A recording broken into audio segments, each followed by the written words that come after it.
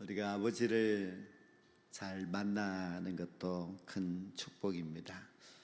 성경에서와 또 우리 인류 역사에 있어서 아버지를 가장 잘 만난 사람을 꼽으라고 한다면은 솔로몬 왕을 이야기할 수 있습니다.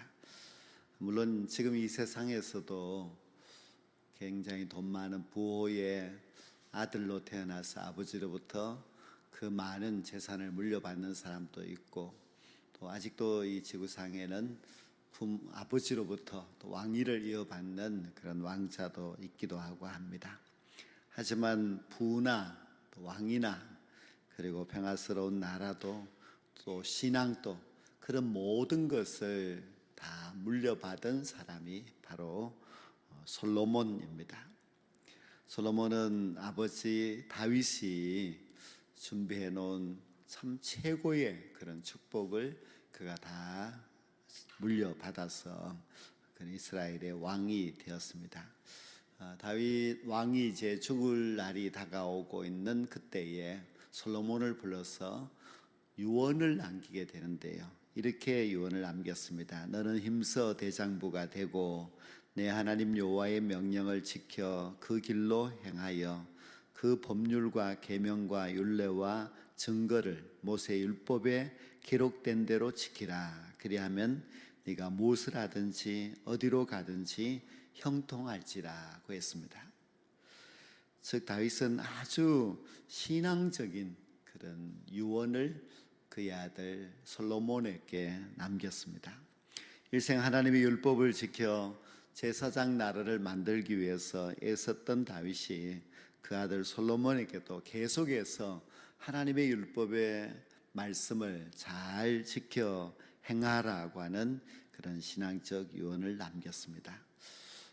나라도 통일된 이스라엘 나라이고 주변 어느 나라든지 이스라엘을 함부로 넘보지 못할 강대국이 되었으며 또 아주 성전을 건축하기 위하여서 여러 가지 준비까지도 다 맞춰놓고, 그리고 솔로몬에게 이런 유언을 하면서 다윗은 세상을 떠나가게 됩니다. 이런 아버지가 있는 그런 솔로몬 얼마나 부럽습니까? 이스라엘의 1대 왕이었던 사울은 자기 아들에게 왕위를 물려주기 위해서 많은 노력을 하였지만은 끝내 왕위를 물려주지 못했습니다. 그러나 이스라엘의 2대 왕이었던 다윗은 자기 아들 솔로몬에게 왕위만 물려준 것이 아니라 정말 세상의 모든 좋은 것을 그 아들 솔로몬에게 다 물려주었습니다. 근데 이 세상 역사를 가만히 보면은 솔로몬처럼 그 아버지로부터 최고의 그런 유산을 물려받은 한 왕이 있었는데요. 그가 바로 헬라 제국의 왕이었던 알렉산더입니다. 알렉산더는 자기 아버지 빌리포스 2세가 그 그리스 반도에서 북쪽인 그곳에서, 그래도 그리스에서 무시를 당한 땅이었지만 그래도 거기서 굉장히 부유하게 되었고 군사력인 힘을 길러서 그리스 반도를 통일시키고, 그리고 이제 겨우 20살 된 자기 아들 알렉산더에게 왕위를 물려주게 됩니다. 이때 이 알렉산더는 아직 어린 나이였지만 그러나 아버지로부터 그 대단한 모든 유산을 가지고서 세계 정복의 꿈을 가지고 그 당시 페르시아 제국을 무너뜨리고 또 저 아시아, 저 아프리카, 유럽까지 다 점령하는 세계 아주 최강의 제국을 만드는 그런 대왕이 되었습니다. 그런데 가만히 생각해보면 조건적으로 본다면 솔로몬은 알렉산더보다도 훨씬 더 좋은 조건을 가지고 있었고 또 훨씬 더 많은 그런 유산을 받은 사람입니다.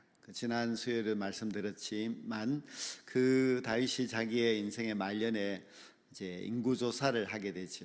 그 인구조사는 군사로 동원될 수 있는 사람이 몇 명일까 하였을 때에 130만 명이었습니다. 이런 군대가 그 당시에는 없었습니다.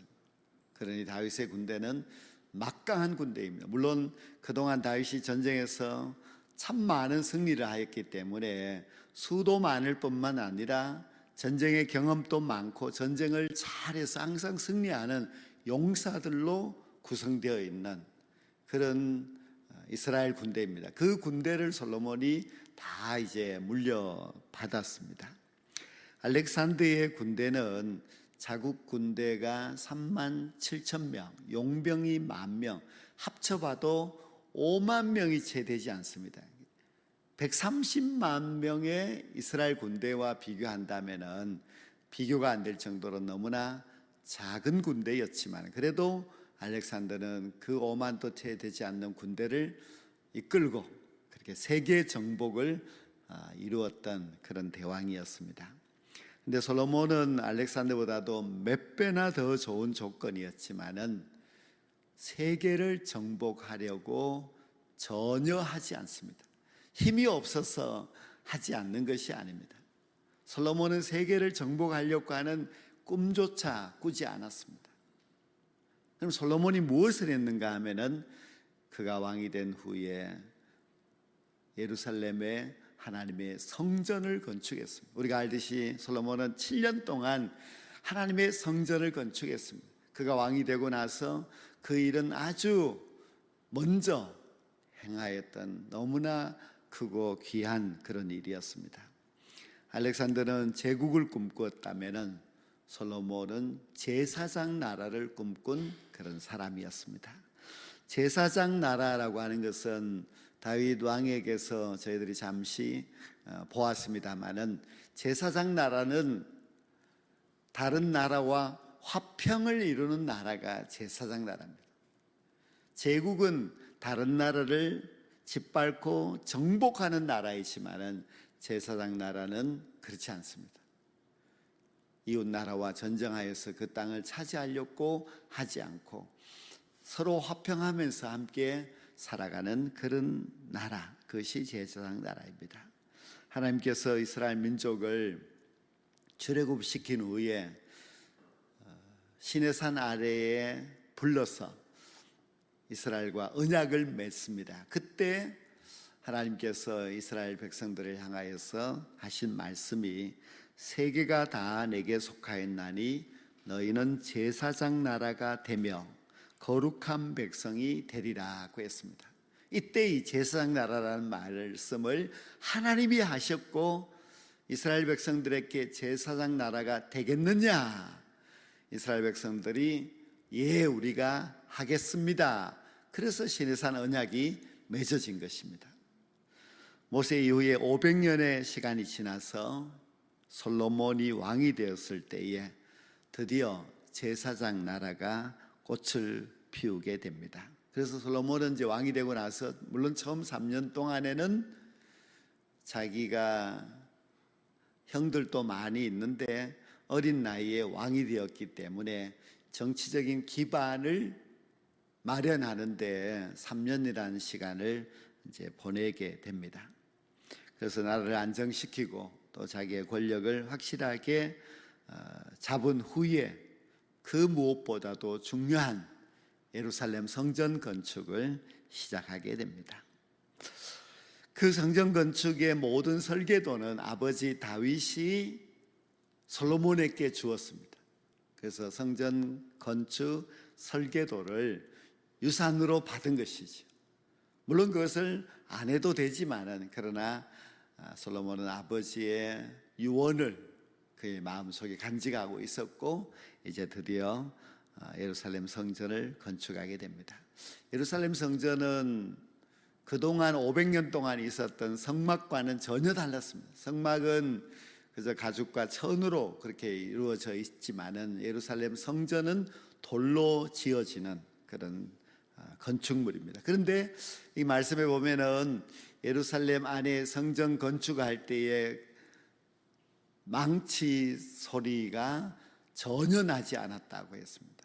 어떻게 돌로 성전을 건축하는데 그런 망치 소리가 나지 않았을 수 있는가 할 수 있겠지만요, 이미 다 그려져 있는 그 설계도를 가지고서 그 모든 건축의 재료가 생산되는 곳에서 다 만들어졌습니다. 그것을 옮겨와서 예루살렘에서는 조립만 할 수 있도록 그렇게 했습니다. 그래서 예루살렘 성전이 건축되는 동안에 예루살렘은 굉장히 조용하고 평화로운 그런 가운데 성전이 하나씩 완공되었습니다.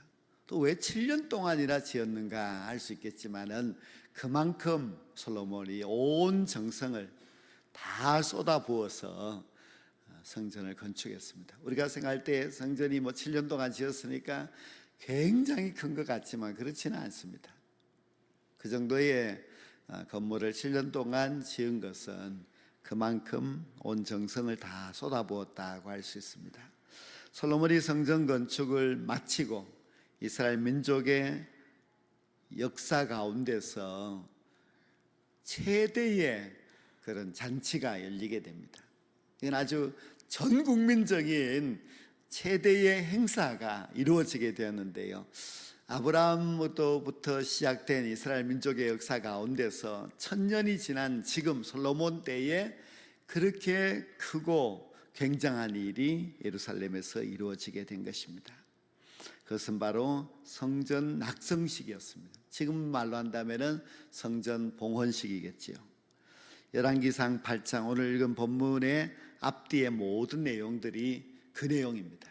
무려 8장은 66절까지 되어 있는 기나긴 말씀인데요, 그 말씀의 내용이 솔로몬이 성전 봉헌식을 이렇게 하였습니다 하는 그런 기록입니다. 그 중에서 오늘 읽은 이 본문 말씀은 솔로몬의 성전 봉헌식 기도문 가운데 하나입니다. 아주 중요한 그런 내용이 담겨져 있는데요, 이 기도가 특별한 이유는 솔로몬이 성전을 완공하고 성전 봉헌식에서 기도하면서 세계 정치 선언서를 발표한 것이라고 할 수가 있습니다. 그 무슨 내용인가 하면 솔로몬이 이 성전은 이스라엘 민족만을 위한 성전이 아니라 타민족도 이 성전으로 와서 하나님께 기도하면 하늘의 하나님께서 그 기도를 들으시고 반드시 그 기도를 이루어 주십시오 하는 그런 내용의 기도문입니다. 여기서 타민족, 즉 이방, 이스라엘 민족이 아닌 이방 다른 민족이라 할지라도 누구든지 이 성전에 와서 하나님께 기도하면 하나님께서 그 기도를 들어주는 것이 옳습니다 하는 그런 내용입니다. 보통 모든 나라들은 우리가 힘이 강해서 다른 나라를 이기게 해주시고 우리가 그들을 정복할 수 있게 해달라 그렇게 기도하는데, 솔로몬의 기도의 내용은 그렇지 않습니다. 이것이 바로 제사장 나라의 특징입니다. 제사장 나라는 다른 민족을 정복하고 압제하는 것이 아니라 모든 민족과 더불어 화평을 누리면서 살아가는, 함께하는 그런 공동체, 그것이 바로 제사장 나라입니다. 만약 제국주의의 기도문이었다면 하나님 이 민족에게 놀라운 힘을 주시고 엄청난 군대를 허락하여 주셔서 타민족 모든 나라들을 다 정복할 수 있게 해주시고 또 그들을 지배할 수 있는 세계 최강의 나라가 되게 해주십시오, 그렇게 이제 기도했겠지요. 그러나 솔로몬의 기도문은 전혀 그렇지 않습니다. 이것은 이스라엘 민족만을 위한 성전이 아닙니다. 어느 민족이든지 이 성전을 향하여서 와서 그들이 기도하는 그 기도, 하나님이 그 기도도 들어주셔야만 합니다. 그래서 그 성전에는 이방인의 뜰이 있고 이방인의 뜰에서 이방인들이 이제 하나님 앞에 나와서 기도할 수 있도록 그렇게 한 것입니다. 우리가 일찍이 아브라함이 하나님의 부르심을 받고 가나안 땅에 갔을 때에 하나님은 아브라함에게 너만 이제 잘 되어야 된다, 너희 후손들이 잘 되어야 된다 그렇게 하지 않고 너로 통하여서 모든 민족이 복을 받게 되리라. 그렇게 말씀을 하셨습니다. 즉 하나님은 아브라함과 그 후손만이 복을 받는 것이 아니라 아브라함과 그 후손들을 통하여서 천하 만민이 복을 받게 되는 것을 아브라함과 약속을 하셨고 하나님의 꿈을 아브라함에게 심어 주었습니다. 그로부터 세월이 600년이 지나서 하나님께서는 애굽에 종살이 하고 있는 이스라엘 백성들을 시내산 아래로 부르시더니 언약을 맺자 하시고서 그때 맺은 언약이 바로 제사장 나라가 되라는 것입니다. 그 제사장이 있으면은 모든 이스라엘 백성들이 제사장께로 와서 문제를 해결받고 하나님 앞에 예배를 드리고 하나님께 죄 지은 것을 용서함을 받고 하듯이 이스라엘 민족이 제사장 나라가 되어서 천하 모든 만민들이 이스라엘을 통하여서 하나님을 알고 믿게 되고 또 구원받게 되는 그런 역사를 하나님께서 제사장 나라가 되라는 그 말씀을 통하여서 이스라엘에게 사명을 주셨습니다. 그로부터 다시 500년이 지난 지금 솔로몬의 성전 봉헌식에서 솔로몬은 제사장 나라의 꿈을 분명히 알고 이제 이렇게 모든 민족이 기도할 때 응답해 주실 것을 하나님 앞에 간구하였습니다.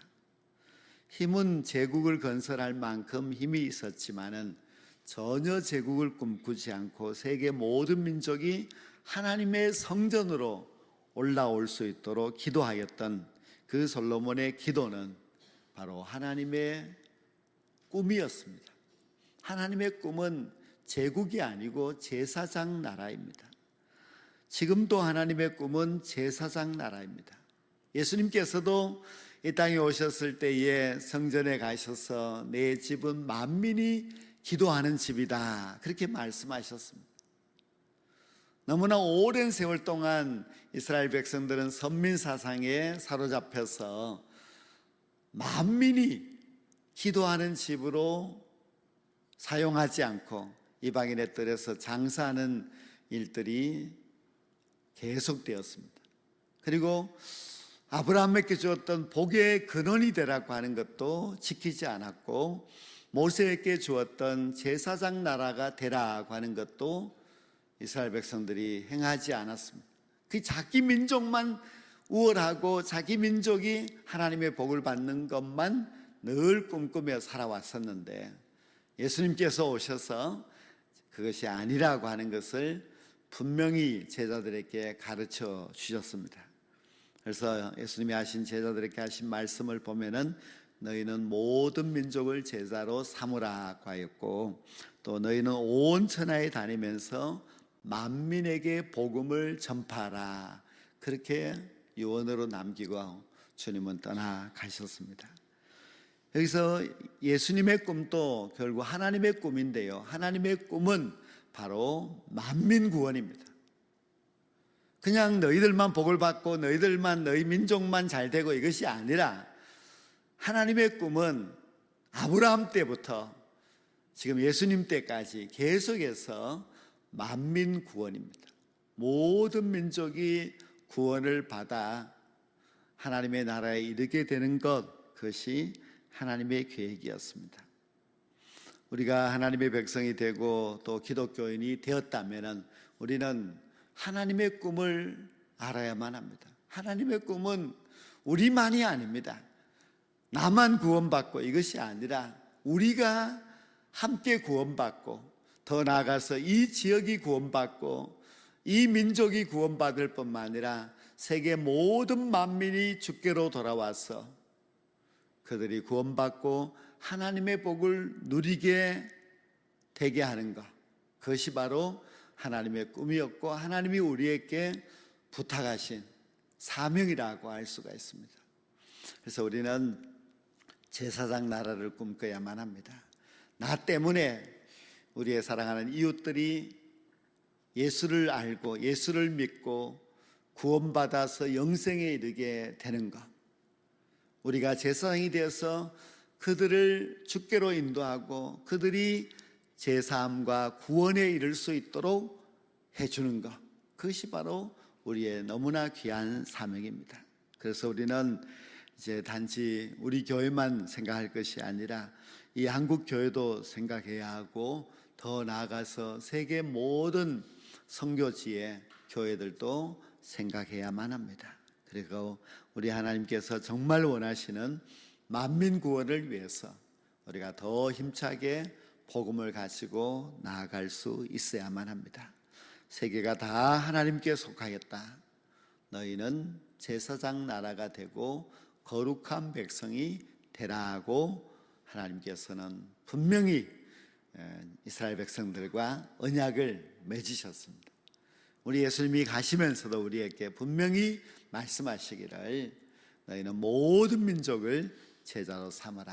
천하 만민에게 복음을 전파하라고 하셨습니다. 그래서 솔로몬은 그저 그 제사장 나라의 꿈을 잠시 동안 성전 봉헌식에서 기도하였습니다. 그러나 안타까운 것은 솔로몬이 얼마든지 제사장 나라를 세울 수 있는 모든 조건을 가지고 있음에도 불구하고 그가 40년의 통치기간 동안에 그것을 행하지를 못했습니다.